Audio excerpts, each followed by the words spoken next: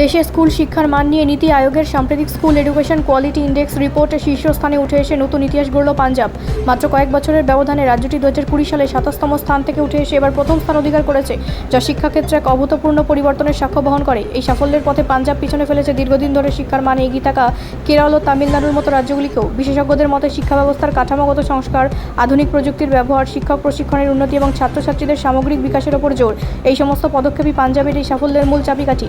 পাঞ্জাব সরকার গত কয়েক বছরে সরকারি স্কুলগুলির অবকাঠামো উন্নয়ন, স্মার্ট ক্লাসরুম চালু এবং স্কুল অব এমিনেন্স প্রকল্পের মাধ্যমে শিক্ষার মান বাড়ানোর ক্ষেত্রে বিশেষ উদ্যোগ নিয়েছে। পাশাপাশি শিক্ষকদের জন্য নিয়মিত প্রশিক্ষণ কর্মসূচি এবং শিক্ষার্থীদের জন্য দক্ষতা উন্নয়নমূলক পাঠ্যক্রম চালু করা হয়েছে।